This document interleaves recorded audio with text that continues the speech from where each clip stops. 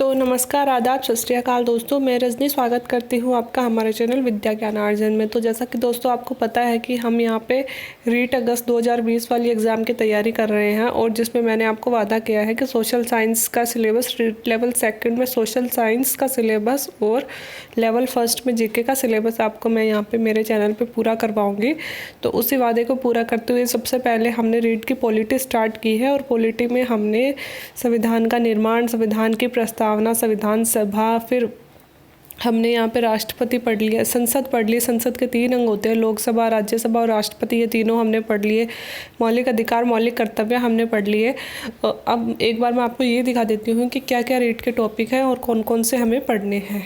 तो देखिए, क्योंकि कई बच्चों के ये कमेंट आ रहे थे मैम चैप्टर वाइज पढ़ाइए, तो मैं आपको बच्चों चैप्टर वाइज ही पढ़ा रही हूँ। शायद आपको समझ में नहीं आ रहा। देखो, हमारा ये रीट लेवल सेकंड का सोशल साइंस में जो पॉलिटी सब्जेक्ट है उसके 2 यूनिट्स दी गई है, यूनिट 4 और यूनिट 5। ठीक है, 4 का नाम दिया गया भारतीय संविधान और लोकतंत्र। तो सबसे पहले मैंने आपको संविधान का निर्माण पढ़ाया, संविधान की विशेषता वगैरह ये सब कुछ पढ़ा दिया। यहाँ पे मैंने लोकतंत्र पढ़ा दिया, है ना। जहाँ पे हमारा संविधान बन रहा है वही हमारा लोकतंत्र बन रहा है ना। उद्देशिका प्रस्तावना मैंने आपको पूरी पढ़ा दी है। ठीक है, मूल अधिकार और मूल कर्तव्य, इनमें जो मैंने पढ़ा है उनसे बाहर कुछ भी नहीं जाएगा, ये मेरा वादा है।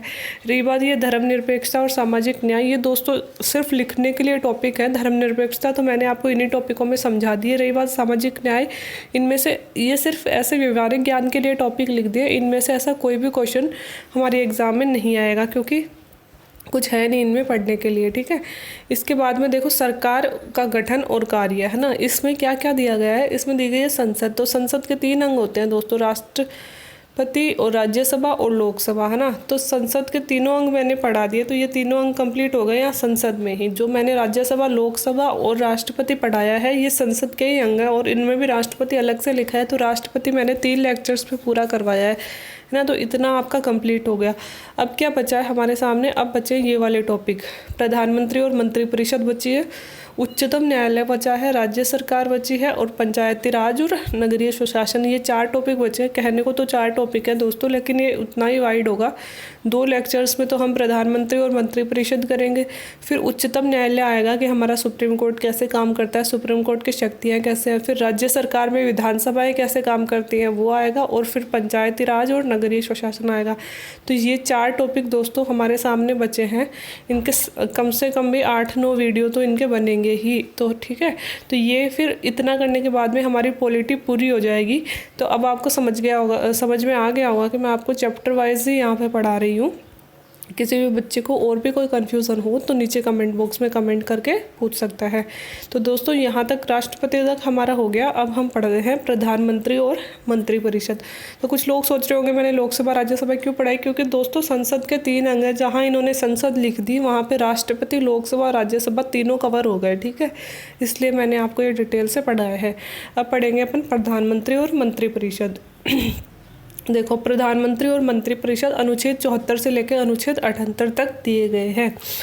अब अनुच्छेद 74 में क्या कहा गया है, राष्ट्रपति के कार्यों में सहायता, सलाह और सहयोग अथवा परामर्श देने के लिए एक मंत्रिपरिषद होगा, जिसका अध्यक्ष कौन होगा, प्रधानमंत्री होगा, जिसका प्रधान कौन होगा, प्रधानमंत्री होगा। अब देखो दोस्तों, देश का वास्तविक अध्यक्ष तो होता है प्रधानमंत्री, है ना, लेकिन जो संविधान के अकॉर्डिंग राष्ट्र प्रमुख कौन होता है, राष्ट्रपति होता है। और राष्ट्रपति के कार्यों में इन्होंने संविधान में हमारे ऐसा लिखा गया है कि राष्ट्रपति के कार्यों में, मतलब राष्ट्रपति खुद ना तो कानून का जानकार होता है, ना ही राजनीति का जानकार होता है। राष्ट्रपति तो मुख्यतः वही आदमी बनता है जो दलीय राजनीति से ऊपर होता है ना। मोस्टली उन्हीं लोगों को राष्ट्रपति पद पे लाते हैं ना। तो अब राष्ट्रपति शासन कैसे चलाएगा, राष्ट्रपति को नहीं आता है शासन चलाना, तो राष्ट्रपति के तो नाम से सारे कार्य होंगे। शासन चलाएगा प्रधानमंत्री और उसकी मंत्रिपरिषद। लेकिन अनुच्छेद 74 में प्रधानमंत्री पद का वर्णन किस तरह से किया गया है कि राष्ट्रपति के कार्यों में सहायता करने के लिए, सहयोग करने के लिए और परामर्श देने के लिए एक मंत्रिपरिषद होगा, जिसका प्रधान कौन होता है, प्रधानमंत्री। तो यहाँ पे अनुच्छेद 74 में मंत्रिपरिषद भी आ गया और अनुच्छेद 74 में प्रधानमंत्री भी आ गया। तो हमें अगर ये पूछा जाए कि मंत्रिपरिषद का उल्लेख संविधान के कौन से अनुच्छेद में हुआ है, तो 74 में, और प्रधानमंत्री का उल्लेख कौन से अनुच्छेद में हुआ है, तो 74 में हुआ है। नोट 44वें संविधान संशोधन अधिनियम 1978 के द्वारा राष्ट्रपति मंत्रिपरिषद के परामर्श के अनुसार ही कार्य करेगा, अर्थात संसद के पुनर्विचार के पश्चात विधेयक पर राष्ट्रपति को हस्ताक्षर करने ही होते हैं। अब देखो, हमने ये पढ़ा है कि कोई भी विधेयक होता है वो कानून जब बनता है जब वह पहले तो संसद के दोनों सदनों में पास होता है। दोनों सदन कौन से? लोकसभा और राज्यसभा में, है ना। पहले लोकसभा में पास होता है, फिर राज्यसभा में पास हो गया, है ना। लेकिन इन दोनों में पास होने के बाद भी वह राष्ट्रपति के पास जाता है, और जब राष्ट्रपति उस पर हस्ताक्षर कर देता है तब वह कानून बन जाता है। तो सर्वोच्च शक्ति किसके पास हो गई? राष्ट्रपति के पास। लेकिन यह शक्ति दोस्तों नाम मात्र की शक्ति है, क्योंकि राष्ट्रपति उसी विधेयक पर हस्ताक्षर करेगा जिस विधेयक पर मंत्रिपरिषद चाहेगी, और मंत्रिपरिषद किसकी होती है? प्रधानमंत्री की। मतलब जो विधेयक प्रधानमंत्री चाहेगा, राष्ट्रपति उसी पे हस्ताक्षर करेगा। वैसे तो राष्ट्रपति के पास दोस्तों ये शक्ति होती है कि राष्ट्रपति किसी भी विधेयक को जो राष्ट्रपति को पसंद नहीं आता है, या फिर उसको ये लगता है कि यह विधेयक संविधान का अनुसमर्थन नहीं कर रहा है, तो वह विधेयक को क्या करता है? पुनर्विचार के लिए वापस लौटा देता है ना। कि संसद को पुनर्विचार के लिए लौटा देता है कि आप इस पर पुनः विचार करो, ये विधेयक सही नहीं है ना। लेकिन 44वें संविधान संशोधन अधिनियम 1978 में ये व्यवस्था कर दी गई है कि राष्ट्रपति सिर्फ और सिर्फ मंत्रिपरिषद के अनुसार ही, परामर्श के अनुसार ही कार्य करेगा। अर्थात संसद के पुनर्विचार के पश्चात विधेयक पर राष्ट्रपति को हस्ताक्षर करने ही होंगे। एक बार राष्ट्रपति अभी भी पुनर्विचार के लिए लौटा सकता है, लेकिन पुनर्विचार के पश्चात लौटाने के बाद अगर संसद उस प्रस्ताव को दोबारा राष्ट्रपति के पास भेज देती है तो राष्ट्रपति को हस्ताक्षर करने के लिए बाध्य कर दिया गया है। कौन से संशोधन के द्वारा? 44वें संविधान संशोधन 1978 के द्वारा। ये बात 44वें संविधान संशोधन में कही गई है, ठीक है। अब अनुच्छेद 75 में क्या कहा गया है? 74 में कहा गया है भारत के राष्ट्रपति को सहयोग सलाह देने के लिए मंत्रिपरिषद होगी, और मंत्रिपरिषद का मुखिया कौन होगा? प्रधानमंत्री होगा। अब अनुच्छेद 75 में कहा गया है कि राष्ट्रपति द्वारा प्रधानमंत्री की नियुक्ति की जाती है। प्रधानमंत्री की नियुक्ति कौन करता है? राष्ट्रपति करता है। कैसे करता है राष्ट्रपति? कि भाई लोकसभा के चुनाव होते हैं, लोकसभा के चुनाव में एक दल जीतता है ना। जिस भी दल को बहुमत प्राप्त हो गया, मतलब सबसे ज़्यादा मत जिसको प्राप्त हो गए, वो दल जीत गया। अब कहने को तो वो दल उसमें से पहले से डिसाइड होता है दोस्तों। अपन को पता है कि चुनाव में खड़े होते ही ये डिसाइड हो जाता है कि प्रधानमंत्री कौन बनेगा। जैसे इस बार हमने वोट किसको दिया है? हमने बीजेपी को वोट दिया, और हमें पता था कि बीजेपी से प्रधानमंत्री कौन बनेंगे? मोदी जी बनेंगे। ये हमको पहले से पता था ना कि मोदी जी बनेंगे, है ना। लेकिन संवैधानिक भाषा में क्या होता है कि संवैधानिक भाषा में होता है कि राष्ट्रपति प्रधानमंत्री को नियुक्त करता है। अर्थात राष्ट्रपति क्या करता है? जिस भी दल को बहुमत प्राप्त होता है, अगर बीजेपी जीती और बीजेपी को बहुमत प्राप्त हुआ, तो क्या करता है? उस बहुमत दल का जो नेता होता है, जो भी दल जीतता है उसका जो नेता होता है, उसको राष्ट्रपति क्या कर देता है? प्रधानमंत्री नियुक्त कर देता है। तो सबसे पहले राष्ट्रपति किसको नियुक्त करेगा? प्रधानमंत्री को। प्रधानमंत्री किसे नियुक्त करेगा? जिस भी दल को चुनाव में विजय प्राप्त हुई है उसके नेता को, ठीक है। फिर वह प्रधानमंत्री की सलाह से अन्य मंत्रियों की नियुक्ति करता है। तो सबसे पहले प्रधानमंत्री नियुक्त कर दिया राष्ट्रपति ने, और फिर प्रधानमंत्री जिसको बोलेगा कि इसको मंत्री बनाना है, उनको वह मंत्री बना देगा। अब नोट, राष्ट्रपति प्रधानमंत्री के रूप में उसी व्यक्ति को नियुक्त करता है जो बहुमत दल का नेता होता है। वही तो मैं बार बार बोल रही हूँ कि बहुमत दल का नेता होता है, मतलब जिस दल ने चुनाव में विजय प्राप्त की है उस दल का जो नेता होता है, राष्ट्रपति अपने आप उसे प्रधानमंत्री नियुक्त कर देगा। यदि ऐसा कोई व्यक्ति प्रधानमंत्री पद पर नियुक्त कर दिया जाए जो अपनी नियुक्ति के समय संसद का सदस्य नहीं है, तो आगामी 6 माह के भीतर संसद की सदस्यता उसे ग्रहण करना अनिवार्य होगा। अब दोस्तों कई बार ऐसा भी होता है कि जैसे मान लो बीजेपी की जैसे चुनाव में ना बीजेपी जीत तो गई है ना, और पहले से अपन को पता है कि बीजेपी प्रधानमंत्री पद के लिए किसको खड़ा करेगी? मोदी जी को खड़ा करेगी। ये पहले से डिसाइड है। क्यों? क्योंकि बीजेपी का सबसे बड़ा नेता मोदी है इस वक्त, है ना, वो मोदी जी को खड़ा करेगी। लेकिन अगर मान लो ऐसा हो जाए कि मोदी जी स्वयं भी तो सांसद बने हैं किसी क्षेत्र से, जैसे वाराणसी से मोदी जी सांसद बने हैं, तो मान लो वाराणसी की सीट से जब मोदी जी खड़े हुए और वो उस वाराणसी की सीट से हार जाए, है ना, उन्हें चुनाव में विजयी प्राप्त नहीं हो, है ना, तो क्या होगा? क्या मोदी जी प्रधानमंत्री नहीं बन सकते? बन सकते हैं मोदी जी प्रधानमंत्री, क्योंकि दल तो बीजेपी जीता है ना। बीजेपी को सीट प्राप्त हो गई। हारा कौन है? हारे हैं मोदी जी, अपनी सीट पे हार गए, लेकिन मोदी जी का दल तो जीत गया, है ना। तो क्या करेंगे कि अब बीजेपी अगर राष्ट्रपति को ये बोलेगा कि हमें तो इसे ही प्रधानमंत्री बनाना है, मतलब मोदी जी को ही प्रधानमंत्री बनाना है, तो राष्ट्रपति इसे प्रधानमंत्री तो नियुक्त कर देगा, है ना। चाहे वो संसद का सदस्य नहीं बनाना अभी, क्योंकि वो तो अपनी सीट से हार गया, तो वो संसद का सदस्य नहीं है, लेकिन उसे प्रधानमंत्री नियुक्त कर देंगे और उसे क्या कहेंगे कि 6 महीने के भीतर आप संसद की सदस्यता ग्रहण कर लो, है ना।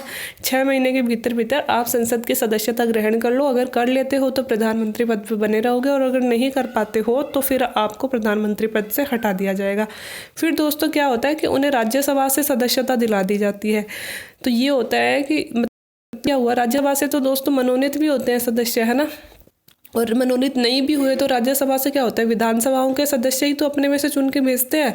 जैसे कि हर 2 वर्ष में 1/3 सीट खाली हो जाती हैं, तो 2 वर्ष में 1/3 सीट जो भी खाली होंगी उनमें से वो मोदी जी को कोई भी सीट दिलवा देंगे, क्योंकि भाई जीता तो बीजेपी ही है, तो ज़्यादातर राज्यों में सरकार तो बीजेपी की ही है ना। तो जिस भी राज्य की सीट खाली हो रही है, जैसे मान लो राजस्थान की 10 सीटें खाली हो रही हैं, तो राजस्थान की 10 सीटों में 1 सीट वो मोदी जी को दिलवा देंगे। तो क्या किया, उन्हें राज्यसभा की सदस्यता दिला दी। अब प्रधानमंत्री बनने के लिए ये ज़रूरी नहीं होता कि वह चाहे लोकसभा का सदस्य हो चाहे राज्यसभा का सदस्य हो, किसी भी दल का सदस्य हो, बस वह संसद का सदस्य होना चाहिए, है ना। ये बात ही यहाँ पे कही गई है कि यदि ऐसा कोई व्यक्ति प्रधानमंत्री पद पर नियुक्त कर दिया जाए जो अपनी नियुक्ति के समय संसद का सदस्य नहीं है, तो आगामी 6 माह के भीतर उसे क्या करनी पड़ेगी, संसद की सदस्यता ग्रहण करना अनिवार्य है। अब राज्यसभा सदस्य को भी प्रधानमंत्री नियुक्त किया जा सकता है, लेकिन यह पूर्व शर्त अनिवार्य होगी कि वह उसी राजनीतिक दल का हो जिसे लोकसभा में बहुमत प्राप्त हो। तो ये तो बात मैं कह ही रही हूँ कि राज्यसभा का भी कोई सदस्य, क्योंकि बहुत सारे नेता ऐसे होते हैं दोस्तों कि जो जैसे कि इंदिरा गांधी को प्रधानमंत्री जब बनाया गया था, तब इंदिरा गांधी किसी भी सदन की नेता नहीं थी, ना तो लोकसभा से सांसद थी वो, ना राज्यसभा से सांसद थी। अब क्या हो गया, तब बनाना इंदिरा गांधी को ही था, है ना। तो क्या हुआ था, उन्हें राज्यसभा से सदस्यता दिला दी गई, है ना, 1 सीट दिला दी गई और फिर उन्हें प्रधानमंत्री नियुक्त कर दिया गया, है ना। तो यही बात यहाँ पे लिखी गई है कि राज्यसभा सदस्य को भी प्रधानमंत्री पद पर नियुक्त कर सकते हैं, लेकिन गारंटी क्या है, शर्त क्या है कि वह उसी दल का हो जिसने बहुमत प्राप्त किया हो। मतलब होना उसी दल का चाहिए जिस दल की सरकार है, मतलब जो वोटों में जीता है उसी दल का सदस्य होना चाहिए, ठीक है, जिसे लोकसभा में बहुमत प्राप्त हुई। और ऐसा हुआ भी कई बार है, जैसे कि इंदिरा गांधी, HD देवगौड़ा, इंद्र कुमार गुजराल, सरदार मनमोहन सिंह, ये राज्यसभा के ही सदस्य थे और राज्यसभा के सदस्य रहते हुए ये प्रधानमंत्री पद पर बने हुए हैं। प्रधानमंत्री की पदस्थिति समकक्षों में प्रथम की है, यह कथन कहा है प्रोफेसर म्योर ने कहा है। तो प्रोफेसर म्योर ने प्रधानमंत्री के बारे में कहा है कि प्रधानमंत्री अपने समकक्षों में प्रथम होता है, मतलब जो और सांसद होते हैं वैसा ही तो प्रधानमंत्री होता है, बस वह मतलब वही तो सांसद अपने में से एक नेता चुन के प्रधानमंत्री बना देते हैं। तो क्या हो गया, वह अपने समकक्षों में प्रथम हो गया, ठीक है। तो ये बात आपको समझ में आ गई कि अनुच्छेद 74 में कहा गया है कि राष्ट्रपति के कार्यों में सलाह देने के लिए मंत्रिपरिषद होगी और मंत्रिपरिषद का प्रधान कौन होगा, प्रधानमंत्री होगा। और अनुच्छेद 75 में कहा गया है कि राष्ट्रपति प्रधानमंत्री की सबसे पहले नियुक्ति करता है और प्रधानमंत्री के सहयोग से फिर वह अन्य मंत्रियों की नियुक्ति कर देता है। अब दोस्तों एक बात तो मैंने बता दी आपको कि प्रधानमंत्री राज्यसभा और लोकसभा में किसी भी दल का सदस्य हो सकता है, लेकिन यह ज़रूरी है दोस्तों कि वह लोकसभा में बहुमत, यह बात फिक्स है कि वह लोकसभा के बहुमत प्राप्त दल का ही नेता होता है। क्योंकि देखो राज्यसभा के सदस्य तो अपन चुनते नहीं है ना, तो राज्यसभा का बहुमत, राज्यसभा में जिस भी दल को बहुमत प्राप्त हो उनसे कोई मतलब नहीं है। बहुमत लोकसभा में, क्योंकि सरकार तो लोकसभा के सदस्यों से ही बनती है ना, तो लोकसभा में जिस भी दल को बहुमत प्राप्त होता है, मतलब सरकार जिसकी बनती है, प्रधानमंत्री उसी दल में से होना चाहिए। ये बात आप याद रखना। अब अनुच्छेद 75(1) में तो वो बात कह दी गई है, 75(2) में मंत्रिपरिषद दी गई है और 75(3) में क्या दिया गया है, सामूहिक उत्तरदायित्व दिया गया है। मतलब केंद्रीय जो मंत्रिपरिषद होती है वह सामूहिक रूप से उत्तरदायी होती है, किसके प्रति, लोकसभा के प्रति। अब जो हमारी मंत्रिपरिषद कौन होती है दोस्तों, देखो पहले प्रधानमंत्री चुन दिया राष्ट्रपति ने, है ना। अब प्रधानमंत्री के कार्यों में सहयोग और सलाह देने के लिए एक मंत्रिपरिषद का चुनाव कर दिया। मंत्रिपरिषद डिटेल से तो हम अगले लेक्चर में पढ़ेंगे, लेकिन यहाँ पे थोड़ा सा बता देती हूँ कि प्रधानमंत्री के कार्यों में सहयोग और सलाह देने के लिए प्रधानमंत्री अकेला तो सारा काम करता नहीं है। क्या करता है, वो मंत्री चुनता है अपने साथ के, मतलब जो भी प्रधानमंत्री के जिगरी होते हैं, जिन पे भरोसा होता है, जो जिनको ज़्यादा ज्ञान होता है राजनीति का, उनको प्रधानमंत्री अन्य मंत्री चुन लेता है। कौन कौन से मंत्री बनते हैं दोस्तों? कैबिनेट मंत्री, राज्य मंत्री, उप मंत्री, ऐसे मंत्रियों के पद हमने सुने हैं ना, वो सभी प्रकार के मंत्री मंत्रिपरिषद में आते हैं। अब देखो लोकसभा में तो 545 सदस्य हैं, तो 545 सदस्य थोड़ी सरकार चलाते हैं। उनमें से कुछ सदस्य ऐसे होते हैं, मान लो 25 या 30 सदस्य ऐसे होते हैं जो मंत्रिपरिषद के लिए चुन लिए जाते हैं, है ना, जो कि मतलब जिनके पास विभाग होते हैं, जैसे गृह मंत्रालय इसको दे दिया है ना, डिफेंस मिनिस्ट्री इसको दे दी, होम मिनिस्ट्री इसको दे दी, और ऐसे दे देते हैं ना, तो वो वाले होते हैं मंत्री, है ना। तो 75(3) में क्या कहा गया है कि मंत्रिपरिषद है वो लोकसभा के प्रति सामूहिक रूप से उत्तरदायी होगा। मतलब मंत्रिपरिषद कोई भी कार्य करेगा वो लोकसभा के प्रति उत्तरदायी होगा। तो यहाँ ये बात मेन होती है कि मंत्रिपरिषद हमेशा लोकसभा के प्रति ही उत्तरदायी होता है, राज्यसभा के प्रति उत्तरदायी नहीं होता। क्यों नहीं होता? क्योंकि राज्यसभा में से थोड़ी चुनी गई है मंत्रिपरिषद, तो लोकसभा में से ही चुनी गई है ना, तो लोकसभा के प्रति ही उत्तरदायी होता है। देखो, मंत्रीगण अपने विभाग के लिए किए गए कार्य के लिए व्यक्तिगत रूप से राष्ट्रपति के प्रति उत्तरदायी होते हैं, लेकिन सामूहिक रूप से लोकसभा के प्रति उत्तरदायी होते हैं। देखो, हर एक मंत्री, जैसे गृह मंत्रालय हो गया, रक्षा मंत्रालय हो गया, शिक्षा मंत्रालय हो गया, कोई मंत्री अगर पर्टिकुलर रूप से गलत काम करता है ना, कोई भी मंत्री पर्टिकुलर रूप से कोई भी कार्य करता है, जैसे अपने विभाग के प्रति, जैसे डिफेंस मिनिस्ट्री ने कुछ, जैसे रक्षा मंत्रालय है हमारा, उसने कुछ गलत, इसका मतलब तो ये नहीं है कि सारी मंत्रिपरिषद ही जिम्मेदार हो गई। एक मंत्री अपने विभाग में किए गए व्यक्तिगत कार्यों के लिए तो किसके प्रति जिम्मेदार होता है? राष्ट्रपति के प्रति। क्यों? क्योंकि नाम मात्र के लिए तो राष्ट्रपति ने ही उसको मंत्री बनाया है ना, तो उत्तरदायित्व कौन लेगा? उसका राष्ट्रपति लेगा। तो मंत्री अपने व्यक्तिगत कार्यों के लिए, अपने विभाग के कार्यों के लिए तो राष्ट्रपति के प्रति जिम्मेदार होता है, लेकिन जो सामूहिक रूप से मंत्रिपरिषद होती है वो किसके प्रति उत्तरदायी होती है? वो लोकसभा के प्रति उत्तरदायी होती है सामूहिक रूप से। अब यहाँ पे हम जानते हैं यह सामूहिक उत्तरदायित्व से तात्पर्य क्या है कि मंत्रिपरिषद के किसी भी एक सदस्य के विरुद्ध अविश्वास प्रस्ताव पास होने से न केवल वह व्यक्ति पद से हटेगा बल्कि संपूर्ण मंत्रिपरिषद ही भंग हो जाती है, अर्थात मंत्रीगण एक साथ तैरते हैं और एक साथ डूबते हैं, और लोकसभा भंग होने की स्थिति में आगामी 6 माह के भीतर चुनाव होंगे। अब देखो ये कह रहा है कि हम बार बार ये सुन रहे हैं मंत्रिपरिषद का सामूहिक उत्तरदायित्व। अब होता क्या है सामूहिक उत्तरदायित्व? ये होता है दोस्तों कि मंत्रिपरिषद में जितने भी मंत्री हैं, कैबिनेट मंत्री, राज्य मंत्री, उप मंत्री, है ना, ये मंत्री है, अगर इनमें से किसी भी एक मंत्री के खिलाफ अविश्वास प्रस्ताव लोकसभा में पास हो जाता है ना। अविश्वास प्रस्ताव क्या होता है कि किसी मंत्री ने मान लो ढंग से कार्य नहीं किया, है ना, और जो विपक्ष का दल होता है वो उसके खिलाफ अविश्वास प्रस्ताव ले आएगा, और अगर उस अविश्वास प्रस्ताव को समर्थन प्राप्त हो जाता है, कहाँ? लोकसभा में। अब देखो दोस्तों, ये प्रैक्टिकल नॉलेज की बात है कि लोकसभा में मंत्री कौन बनते हैं? जिनकी सरकार है, और लोकसभा में उसी सरकार के मंत्री के खिलाफ अविश्वास प्रस्ताव कब पास हो सकता है? जब पास हो सकता है जबकि खुद के ही विधायक उसके खिलाफ वोट देते हैं। ठीक है, क्योंकि देखो बहुमत किसका होता है? जिस दल की गवर्नमेंट है उसका ही तो बहुमत होगा, ऑब्वियसली उसका ही बहुमत होगा। तो बहुमत होगा जब तक, तो अगर मंत्री गलत काम कर भी देगा तब तक तो, अगर उसके साथ उसके मंत्री खड़े हैं, उसके दल के सारे लोग खड़े हैं, तो उसको कोई नहीं कुछ बोल सकता, अविश्वास प्रस्ताव पास ही नहीं हो सकता, है ना। लेकिन उसके दल वाले ही उसके खिलाफ हो जाते हैं, है ना, तो फिर क्या होगा? अविश्वास प्रस्ताव पास हो जाएगा, और जैसे ही अविश्वास प्रस्ताव पास हो जाए मंत्रिपरिषद के किसी एक मंत्री के भी खिलाफ, तो फिर क्या होता है? वह ना केवल वह मंत्री बल्कि संपूर्ण मंत्रिपरिषद टूट जाती है, फिर वो मंत्रिपरिषद ही खत्म हो जाती है। और मंत्रिपरिषद का खत्म होने का मतलब है दोस्तों कि लोकसभा ही खत्म हो गई, फिर तो नए चुनाव ही कराए जाते हैं। क्यों दोस्तों? जैसे एक मंत्री के खिलाफ अविश्वास प्रस्ताव पास हो गया, तो मतलब क्या हुआ? उसके ही विधायकों ने उसके खिलाफ वोट दिया है ना, तभी तो होगा बहुमत। विपक्ष दल का तो कभी बहुमत होगा नहीं लोकसभा में। लोकसभा में बहुमत तो उसी दल का होगा जिसकी सरकार है, तभी तो उन्होंने सरकार बनाई है। तो अगर बहुमत है तो अविश्वास प्रस्ताव होगा ही नहीं ना कभी पास, है ना।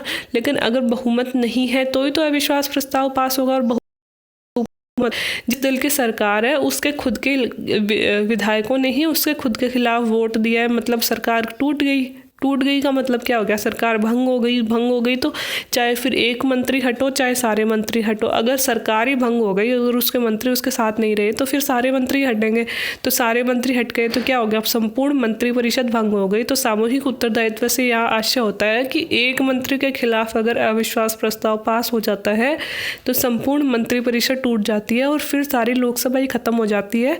फिर नई लोकसभा के चुनाव होते हैं और अगले 6 महीने के अंदर अंदर नई लोकसभा के चुनाव होंगे। इसलिए ये कहा जाता है कि संपूर्ण मंत्रीगण एक साथ तैरते हैं और एक साथ डूबते हैं। ठीक है, यह सामूहिक उत्तरदायित्व लोकसभा के प्रति ही है, क्योंकि लोकसभा ही जनता द्वारा प्रत्यक्ष रूप से निर्वाचित सदन है। मैं बार बार कह रही हूँ कि सामूहिक उत्तरदायित्व लोकसभा के प्रति ही क्यों उत्तरदायी है मंत्री, इसलिए उत्तरदायी हैं कि ये लोकसभा के ही तो सदस्य होते हैं और लोकसभा ही तो हम लोग प्रत्यक्ष रूप से वोट देते हैं, राज्यसभा को तो हम लोग प्रत्यक्ष देते, इसलिए क्योंकि मंत्री स्वयं लोकसभा के सदस्य होते हैं और लोकसभा ही जनता के द्वारा प्रत्यक्ष रूप से चुनी जाती है, इसलिए ये प्रत्यक्ष रूप से लोकसभा के प्रति ही उत्तरदायी होते हैं। अब है प्रधानमंत्री मंत्रिपरिषद का मुखिया होने के नाते मंत्रिपरिषद की बैठकों की अध्यक्षता करता है और मंत्रिपरिषद के विभागों में मंत्रालयों और विभागों का बंटवारा करता है। अब प्रधानमंत्री क्या करेगा, देखो पहले राष्ट्रपति ने एक प्रधानमंत्री चुन दिया, फिर प्रधानमंत्री की सहायता से मंत्रिपरिषद चुन दी, है ना। अब क्या होता है कि प्रधानमंत्री उस मंत्रिपरिषद के उसने जितने भी मंत्री चुने, प्रधानमंत्री तो डिसाइड करता है दोस्तों कि किस मंत्री को क्या विभाग दिया जाना है, किसको गृह मंत्री बनाया जाना है, किसको रक्षा मंत्री बनाया जाना है। तो यही बात यहाँ पे की गई है कि उनमें विभागों और मंत्रालयों का बंटवारा करता है। अनुच्छेद 75(4) के अनुसार प्रधानमंत्री और मंत्रीगण अनुसूचित 3 के अनुसार राष्ट्रपति के समक्ष पद और गोपनीयता की शपथ लेते हैं। तो ये भी बात याद रखनी है कि प्रधानमंत्री और संपूर्ण मंत्रिमंडल किसके सामने शपथ लेता है, कौन उन्हें शपथ दिलाता है, राष्ट्रपति शपथ दिलाता है।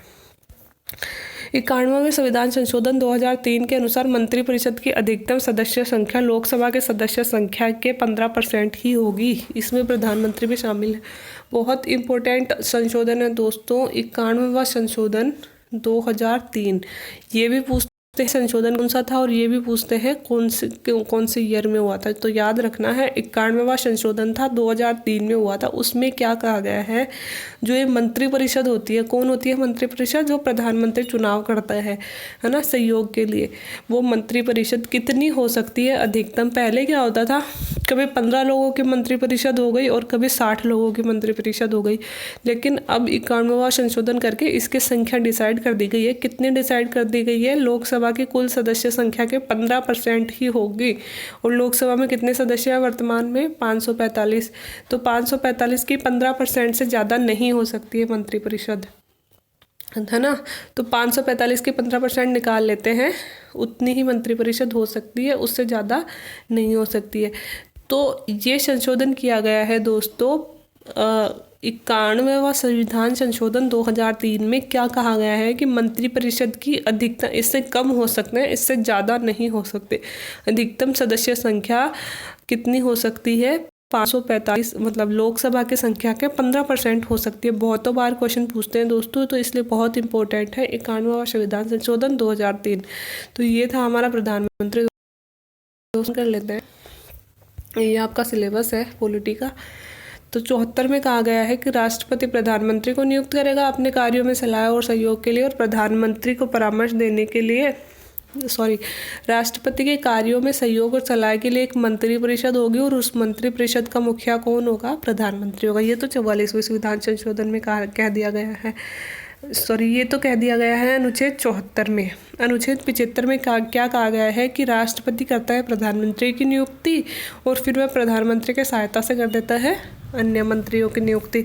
यह 75 में कह दिया गया है। 75(2) में मंत्रिपरिषद दी गई है, 75(3) में दे दिया गया है सामूहिक उत्तरदायित्व है, ठीक है। और 75(4) में क्या दिया गया है कि इनकी शपथ, ये लोग राष्ट्रपति के सामने शपथ लेते हैं। और 91वां संविधान संशोधन में क्या कह दिया गया है, मंत्रिपरिषद की संख्या निश्चित कर दी गई है कि मंत्रिपरिषद की अधिकतम सदस्य संख्या लोकसभा के कुल सदस्यों के 15% ही होगी, उससे ज़्यादा नहीं हो सकती है।